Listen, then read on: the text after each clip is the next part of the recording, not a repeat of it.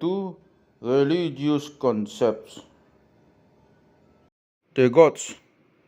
In the whole of pagan religious life of the Batak, the least important role is that played by the five deities which the Batak acknowledge: Batara Guru, Soripada, Mangala Bulan, Debata Naturu, Mulajari Nabolon, and Debata Asi-Asi. The first three appear to have been borrowed from the Hindu Trimurti, while Mulajadi, the beginning of existence, is probably an old Batak deity.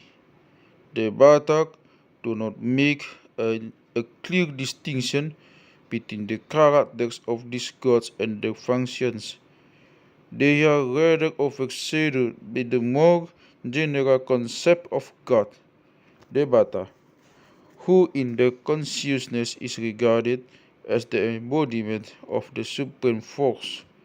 The veneration of these gods was principally concentrated in the great religious ceremonies, such as the public offering feast for warding off catastrophes and plagues that took place in the views, the communities that existed for that purpose, and in the ceremonies of the great tribal groups for the veneration or the spiritualistic conjuring up of the oldest ancestors.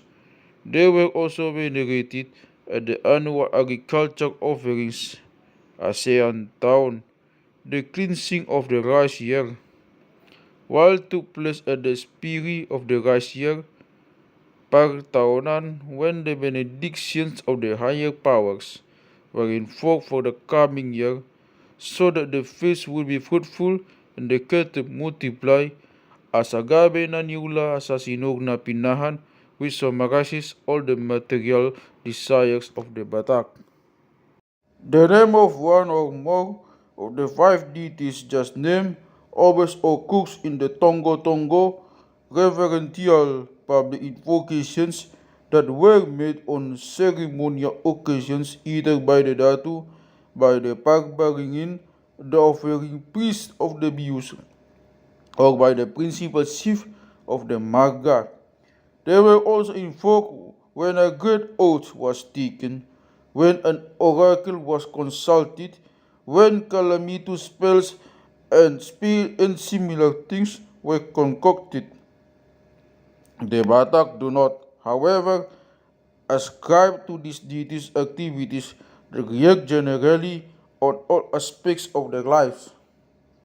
In addition to these main deities, there are the important personified material forces, the Boras Patinitano and the Boru Sanyang Naga. The first is a god having the form of a lizard. He lived under the earth, and to him is due the fruitfulness of the land. For this reason, he frequently occupied a principal place in the Tongo. He was invoked on such occasions as the founding of a village, the building of a new house, when the offering bowl was driven into the earth, because all these acts brought people intensively into contact with the earth, and it was therefore felt necessary that the greatest protection should be obtained by means of his benedictions. The Boru Sanyang Naga is a female water deity in the form of a snake.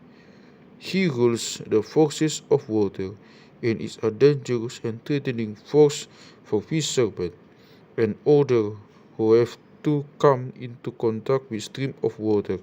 She can give benediction after offerings have been made to her.